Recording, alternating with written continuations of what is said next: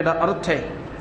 हुण सतगुर ने शब्द तो उही वरते पर उहदे अर्थ गुरमत दे वखरे ने, ध्यान देना। शब्द ते जाति आए गए थे भी, शब्द ते साती आए गए, शब्द ते जप तप भी गुरु पातशाह ने वरते है, पर यह तप वो नहीं है जिहड़ा जोगी ते होर लोग करते सन।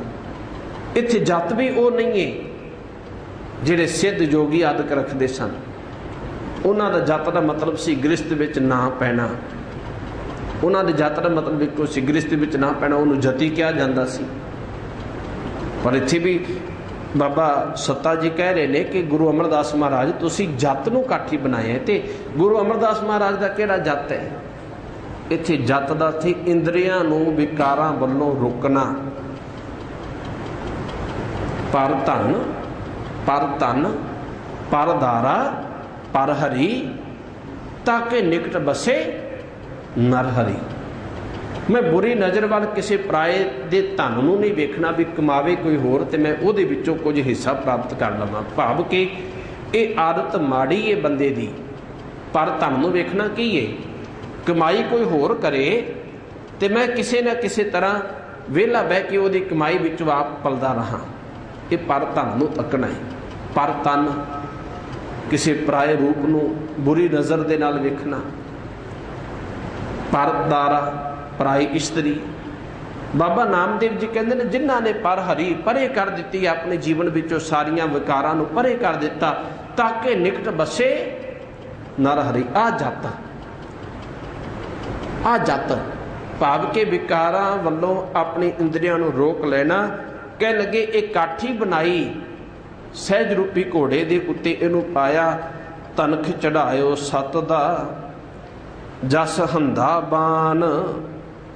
सतगुरु गुरु अमरदास महाराज ने अपने जीवन के अंदर सत नूं धन किया। गुरु ने जो सच का ज्ञान दिता सी उन्होंने अपने जीवन अंदर वसाया। उस सच रूपी धनुष फड़ लिया। क्योंकि एक सूरमा जिहड़ा हुंदा है ना, एक सूरमा उहदा चित्रण कर रहे ने इत्थे। सूरमा घोड़े ते चढ़दा है, घोड़े ते काठी पाउंदा है, हत्थ विचों धनुष फड़दा है, फिर तीर फड़दा है। सतगुरु गुरु अमरदास महाराज एक इहो जिहे महान सूरमे ने। तनख चढ़ायो सत दा जस हंधा बान। जिथे सत उत्थे नाल जस। जस डरते अकाल पुरख जी की सिफत सलाह, अकाल पुरख जी की वडियाई करनी, उहदे गुणां नूं गाउणा। ये अपने हत्थ दे विच बाण फड़िया है, तीर फड़े ने। कल विच तू अंधार सा। सारे पासे अज्ञानता का हनेरा छाया होया सी। अकला कलेशा दे नाल भरे हुए संसार के अंदर विकारां रूपी फौज मनुख के जीवन को हराई जा रही सी। सतगुरु गुरु अमरदास महाराज ने उन्हां उत्ते जित प्राप्त करने वास्ते आ गुण धारण कीते। चढ़िया रै पहान। धन गुरु अमरदास सच्चे पातशाह चढ़िया रै भान। रै दर्थ हुंदा है किरणा ते भान दर्थ हुंदा सूरज। सूरज चढ़िया ते जिवें सूरज बड़ियां तिखियां किरणा वाला चढ़दा है। भाव कि जिन्ने भी रस्ते विच अज्ञानता दे बदल सारे छट गए। सारियां नूं ओह किरणा चीरदियां होईयां चानण करन वास्ते धरती ते आन पईयां। बिल्कुल इसे तरह धन गुरु अमरदास सच्चे पातशाह ने इहो जिहा सूरज का प्रकाश किया, भाव ज्ञान का प्रकाश किया ते मानो सारे पासे अज्ञानता के हनेरे नूं मिटा दिता। सतो खेत जमायो सतो शावान। सतगुरु जी ने सत रूपी खेत बीजिया। सत रूपी खेत बीजिया। मैं कर्ज करा खेत की गल आई, संखेप अतर बेनती करांगा। डॉक्टर धन सिंह जी एक बड़े वधिया विद्वान होए, गुरबाणी की बड़ी डूंगी समझ रखने वाले सन। उन्होंने पुस्तक लिखी रमज ते रहस्य। किते वक्त मिले तो पढ़न का जतन मिले तो किते पढ़ियो। ਉਹਦੇ ਵਿੱਚ ਨਾ ਉਹਨਾਂ ਨੇ ਜਿਹੜੀ ਸਾਖੀਆਂ ਦਾ ਜ਼ਿਕਰ ਕੀਤਾ ਵੀ ਜਿਵੇਂ ਇੱਕ ਸਾਖੀ ਗੁਰੂ ਨਾਨਕ ਸਾਹਿਬ ਦੇ ਨਾਲ ਆਉਂਦੀ ਵੀ ਖੇਤ ਉਜਾੜ ਦਿੱਤਾ ਤੇ ਫਿਰ ਖੇਤ ਹਰਿਆ ਭਰਿਆ ਹੋ ਗਿਆ। ਉਹ ਜਿਹੜਾ ਖੇਤ ਦਾ ਮਾਲਕ ਸੀ ਉਹ ਰਾਜੇ ਦੇ ਕੋਲ ਆ ਕੇ ਬੇਨਤੀ ਕਰਦਾ ਵੀ ਇਹਨੇ ਤੇ ਮੇਰਾ ਖੇਤ ਉਜਾੜ ਦਿੱਤਾ ਹੈ तो गुरु नानक साहब कहते ने जाके वेख लो उजड़िया कोई नहीं होया, वो तो हरी भरी हुई पई। हुण उहदे पिछे असल में रहस्य की है, उहदे विच रमज किहड़ी सानूं प्राप्त हो रही, किहड़ा खेत उजाड़िया ते किहड़ा खेत वसाया उहदे विच उगाया, वो फिर उहदे विचों रहस्य जो सानूं इशारे मिलते हैं साखियां विच। क्योंकि साखियां भी समझनिया कोई सौखियां नहीं हैगियां, असीं ते गलत पासे लै जाने आ। असीं हरेक चीज़ नूं करामाता नाल जोड़ दिंदे आ। विकारां रूपी खेत नूं उजाड़िया ते गुणा रूपी खेत नूं सतगुरु ने पैदा किया। इत्थे कहंदे ने सतों खेत जमायो, सत रूपी खेत धन गुरु अमरदास महाराज ने जमाया। क्योंकि सत रूपी बीज बीजिया, बीज जेड़ा पावांगे खेत ते उही जमेगा ना, जैसा बीजे सो लुने। कह लगे सतो शावान, शावान का अर्थ हुंदा छां करनी, छां करन हुंदा है राखी करनी। सत नूं ही सतगुरु जी ने राखा बनाया ताकि इस खेत नूं कोई आण के उजाड़ ना सके। नित रसोई तेरीए घिओ मैदा खान, हे गुरु अमरदास सच्चे पातशाह तुहाडी रसोई विच भी, तुहाडे लंगर दे विच भी, जिस तरह पिछे आप पढ़ के आए हैं गुरु अंगद साहिब के दरबार दे विच माता खीवी नेक जन जिन बहुती छाओ पतराली लंगर दौलत वंडिए रस अमृत खीर घियाली। इसे तरह हे गुरु अमरदास महाराज तुहाडी रसोई विच भी बड़े उत्तम पदार्थ बनाए जा रहे ने, बड़ा स्वादिष्ट लंगर तुहाडी रसोई विच भी तैयार हुंदा है। गुरु पातशाह ने उस दिन भी बेनती की, ध्यान दिता, क्योंकि बहुत जरूरी है जिथे सानू आत्मक खुराक शब्द दी दिती, उत्थे नाल प्रसाद, कड़ा प्रसाद, प्रसाद गुरु की कृपा, प्रसाद शरीर का आहार, प्रसाद आत्मा का आहार। क्योंकि साडा आत्मिक जीवन भी है तो साडा शरीरक जीवन, दोनों का ख्याल रखा गुरु पातशाह ने। ये नहीं कहा कि भुखे रहो वर्त रखो तां तुहाडा भला होवेगा। सतगुरु कहते हैं रज रज भोजन खावो मेरे भाई, पेट भर के खाओ फिर किरत करो। ਉਹਦੇ ਨਾਲ ਨਾਲ सतगुरु कहते नाम भी जपदे जे ने भी तुहानूं रब भुल जाए, तुहानूं परमात्मा भुल जाए, तुहाडे जीवन विच गुण ही मनफी हो जान। ऐसा नहीं होना चाहिए गुरु प्यार वालिओ। कह लगे हे गुरु अमरदास महाराज तुहाडे दरबार दे अंदर भी उत्तम पदार्थ बनते ने, बड़ा ध्यान रखिया जाता सी, लंगर का बड़ा ध्यान रखिया जाता सी। लंगर वधिया होना चाहिए, स्वादिष्ट होना चाहिए, बड़े साफ सुथरे ढंग नाल तैयार होना चाहिए। मैं कितने अगे भी बेनती की सी किते ये गल सानू समझ आ जाए। अज दा सिख भटक चुकी है, क्योंकि चौधर ने इन्नी ज़्यादा, मैनू खिमा करियो कई वो लफ्ज वरतने नहीं चाहिए, पर चौधर ने सानू गुरु तो दूर कर दिता है, सच तो तोड़ दिता है। हर बंदा अपने हंकार नूं पट्ठे पाउण वास्ते जिवें गुरपुरब हुंदे ने वखरे वखरे जत्थे बना के वखरे वखरे लंगर लाए जा रहे हैं। रकाबगढ़ साहिब जो गुरपुरब मनाया जाता है कोई भी, किन्ने उत्थे स्टाल लगे होंदे ने, तो सारिਆਂ ਦਾ ध्यान हुंदा भी आ छको, इत्थों छोले कुलचे ले नहीं स्वाद नहीं है, अद्धा पचदा खादा, बाकी डस्टबीन विच थोड़े बहुते चावल लए वो भी सुट दिते, किते मिसे प्रशादे किते की। पर जिहड़ा साझा लंगर है ਉਹਦੇ वाले पासे ध्यान ही कोई नहीं। तो कितना चंगा होवे भी वखरे वखरे स्टाल लाउण दी बजाए, वखरे वखरे सेवा करन दी बजाए, उत्थे जिहड़े लंगर बना रहे ने, जिहड़े तंदूर ला के बैठे ने, उन्हां कोल वो वेखो किस तरह किवें गलत ढंग नाल लंगर तैयार किया जाता है। यही आम जिहड़े तंदूर लाउण वाले हुंदे ने उत्थे तंबाकू भी खा रहे ने, उत्थे वो नंगे सिर ते लंगर भी तैयार कर रहे हैं, उत्थे तंदूर वो लंगर तंदूर ते पक रहे हैं। कितना चंगा होवे जे एक जगह ते सारे सिख संगतां आपो अपने स्टाल बंद करके जिहड़ा साझा लंगर है उत्थे सारे रस्त पा दी जाए, उत्थे आप प्रेम दे नाल लंगर तैयार किया जाए, तो ध्यान दिता जाए भी बड़ा स्वाद सोहना ते वधिया भोजन लंगर तैयार होना चाहिए। इत्थे ये गल कर रहे हैं, कह लगे चारे कुंडा सुझियोस मन में शब्द प्रवान। कह लगे हे धन गुरु अमरदास सच्चे पातशाह जिन्हां ने भी तुहाडे शब्द नूं अपने मन विच प्रवान कर लिया, भाव वसा लिया, उन्होंने चारे कुंडां की सोझी हो जाती है, उन्होंने इस गल का ज्ञान हो जाता है चतर दिशा कीनो बल अपना सिर उपर कर धारियो। वो सारे पासे अकाल पुरख जी की सोझी प्राप्त कर लेंदा है। कह लगे आवा गौण निवारियो कर नदर निशान। हे सतगुरु जी तुसा ने अपना नदर रूपी निशान पाया, मेहर कीती, मेहर दा जिहदे उत्ते तुसा ने ये मोहर ला दी। निशान दा अर्थ हुंदा है मोहर। उहदा आवागमन ही तुसा ने मिटा दिता, उहदा आवागमन तुसी खत्म कर दिंदे हो। अवतरिया अवतार लै सो पुरख सुजान।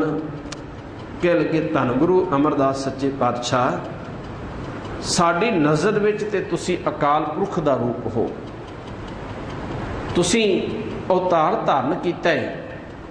अवतरिया अवतार लै, अवतरिया भाव के संसार विच प्रगट होया, अवतार लैके तुसी संसार विच आए, पर तुसी सुजान पुरख बन गए, तुसी अकाल पुरख दा रूप बन गए। इहो जे महान बने कि झखड़ वाओ ना डोले पर्वत मेरान। मेर पर्वत वर्गे बन गए, हुण लखां झखड़ आई जान, लखां हवावां चलियां जान, तुहाडे जीवन के अंदर डोलन वाला कोई काम नहीं है। तो जिहड़ा तुहाडे नाल जुड़ जाएगा वह भी नहीं डोलेगा। तू मेरो मेर पर्वत सुमामी, ओट गही मैं तेरी, ना तुम डोलो ना हम गिरते रख लेनी हर मेरी। जिहड़ा पर्वत नाल जुड़ेगा वो डोलेगा थोड़ी, फिर वो भटकेगा थोड़ी। इस करके गुरुदेव पातशाह ने कृपा की। कह लगे जाने बिरथा जी की जानी हूँ जान। तुसी अंदर दी बिरथा नूं जानन वाले हो, तुसी अंतरजामी हो, तुसी मनुख दे अंदर दी अवस्था नूं समझ लैण वाले हो। क्या सलाही सच्चे पातशाह जां तू सुगड़ सुजान। हे सच्चे पातशाह मैं तेरी किन्नी को सिफत करा, तू तो इन्ना सुगड़ ते सुजान है, तेरियां वडियाइयां दा मैं कदे अंत नहीं पा सकदा। इस करके दान जे सतगुरु भाव सी सो सत्ते दान। कह लगे सत्ता जी हुण मैनूं एक गल दी समझ आ गई, मेरे वास्ते दान की है। पहला तो मैं दातां पिछे दौड़ रहा सी ना, क्योंकि दातां प्यारियां सन। मैं आखदा सी मैनूं आ मिल जाए, मैनूं आ मिल जाए। पर हुण इस गल की समझ आ गई कि सतगुरु हुण सब तो वड्डी दात मेरे वास्ते वो जिहड़ी तुहानूं चंगा लगे, जो तुसी मेरी झोली विच पा दिओ। मैं कुछ नहीं जे मंगना, हुण जो तुसी कहो, क्योंकि हुण मैनूं इस गल की समझ आ गई। जिस तरह माता पिता कभी भी नहीं चाहते साडा बच्चा सुखां तो खाली होवे, वो तो सुख देना चाहते नहीं। एक चंगा सुगड़ पिता, चंगी सियाणी माँ कदे थोड़ा चाहती है कि मेरा बच्चा दुखी हो, इनू सुखां दी सहूलतां ना होवन। पर जे बच्चा जिद करे मैनू आ चाहिए, बच्चा छोटा हो, वो आखदा मैनू स्कूटर चाहिए, मैनू बाइक चाहिए, मैनू गड्डी चाहिए, तो माता पिता सोचते हैं जे लै दित्ती तो डिगेगा, हड्ड पैर तुड़वाएगा, होर वड्डा हादसा भी हो सकता, अक्सर हो जाते हैं। तो इस करके जे बच्चा सियाणा हो, जे गल समझ लवे, आखे नहीं जिवें तुसीं कहो, मैनूं पता है मेरे माता पिता मेरे वास्ते गलत नहीं सोचते, जदों मैं ये योग बनागा आपे आप ही लै देंगे। कई बच्चे सियाणे होंदे ने, कहंदे ने ठीक है। तो इत्थे बाबा सत्ता जी कहंदे ने उस बच्चे वर्गी हालत बन गई जिन्हों पता है मेरा गुरु मेरे वास्ते कदे बुरा नहीं सोचता, वो हमेशा मैनूं सुख देना चाहुंदा है। इस करके मैं हुण जिद करके कुछ मंगा, मैं धक्के दे नाल कुछ मंगा। हुण इस गल की समझ आ गई। गुरु पातशाह ने कृपा की बाणी दे अंदर, कह लगे एक नहीं दात आपस ते जो पाई है, वो काहदी दात जिहड़ी धक्के नाल प्राप्त की जाए। एक नहीं दात आपस ते जो पाई है, अगे किद्दां है जी, हाँ साहिब तुठे जो मिले, जिहड़ी मालक त्रुट के बख्शिश कर देवे, नानक सो प्रवान साहिब तुठे जो मिले। तो गुरु पातशाह कृपा करते ने। कह लगे बाबा सत्ता जी थे कृपा कर रहे ने। कह लगे दान मेरे वास्ते दान की है, जे सतगुरु पावसी हुण जिहड़ा गुरु नूं चंगा लगे सो सत्ते दान, सत्ते नूं उही दान चंगा लगता है। नानक हंदा छत्र सिर उम्मत हैरान। ਧੰਨ ਗੁਰੂ ਨਾਨਕ ਸਾਹਿਬ ਸੱਚੇ ਪਾਤਸ਼ਾਹ ਵਾਲਾ ਛਤਰ ਉਹ ਗੁਰੂ ਅਮਰਦਾਸ ਪਾਤਸ਼ਾਹ ਦੇ ਸਿਰ ਤੇ ਝੁੱਲ ਰਿਹਾ ਹੈ। ਭਾਵ ਉਹ ਵਡਿਆਈ, ਉਹ ਮਾਣ ਸਨਮਾਨ, ਤੇ ਲੋਕ ਵੇਖ ਕੇ ਹੈਰਾਨ ਰਹਿ ਰਹੇ ਨੇ। ਜਿਹੜੇ ਪਹਿਲਾਂ ਗੱਲਾਂ ਕਰਦੇ ਸਨ ਨਾ, ਬੁੱਢਾ ਹੋ ਗਿਆ ਏ, ਬਜ਼ੁਰਗ ਹੋ ਗਿਆ ਏ, ਘਰ ਦੇ ਬਾਤ ਨਹੀਂ ਪੁੱਛਦੇ, ਕੁੜਮਾਂ ਦੇ ਦਰ ਤੇ ਆ ਕੇ ਇੱਥੇ ਪਾਣੀ ਢੋ ਰਿਹਾ, ਇੱਥੇ ਸੇਵਾ, ਕਈ ਪ੍ਰਕਾਰ ਦੀਆਂ ਲੋਕ ਗੱਲਾਂ ਕਰਦੇ ਸਨ। ਹੁਣ ਸਾਰੇ ਹੈਰਾਨ ਹੋ ਰਹੇ ਨੇ ਵੀ ਸਤਿਗੁਰੂ ਤੇ ਪਾਤਸ਼ਾਹ ਬਣ ਕੇ ਬੈਠ ਗਏ ਨੇ ਗੁਰਤਾ ਗੱਦੀ ਤੇ। ਹੁਣ ਪੂਰੀ ਦੁਨੀਆ ਆ ਕੇ ਨਮਸਕਾਰ ਕਰ ਰਹੀ ਹੈ ਗੁਰੂ ਅਮਰਦਾਸ ਸੱਚੇ ਪਾਤਸ਼ਾਹ ਦੇ ਦਰਬਾਰ ਦੇ ਅੰਦਰ, ਕਿਉਂਕਿ ਲੋਕ ਲਾਜ ਦੀ ਪਰਵਾਹ ਨਹੀਂ ਕੀਤੀ। ਕਹਿਣ ਲੱਗੇ ਉਮਤ ਹੈਰਾਨ ਸੋ ਟਿਕਾ ਸੋ ਬਹਿਣਾ, ਉਹੀ ਨੂਰ ਹੈ, ਉਹੀ ਸਿੰਘਾਸਨ ਹੈ, ਸੋਈ ਦੀਵਾਨ, ਉਹੀ ਦਰਬਾਰ ਹੈ।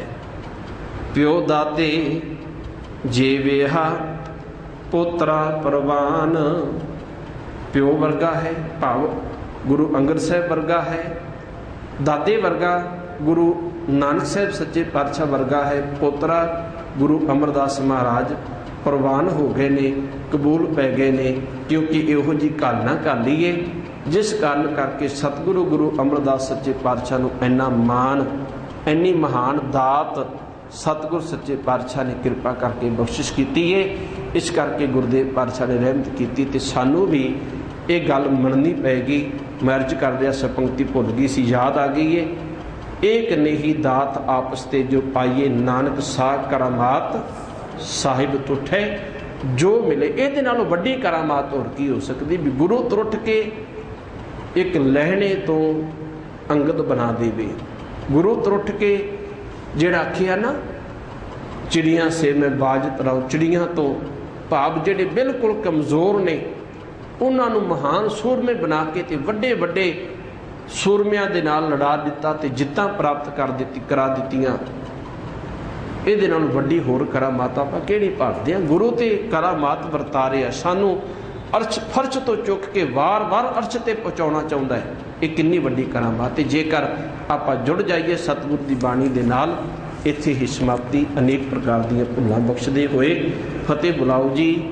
ਵਾਹਿਗੁਰੂ ਜੀ ਕਾ ਖਾਲਸਾ, ਵਾਹਿਗੁਰੂ ਜੀ ਕੀ ਫਤਿਹ।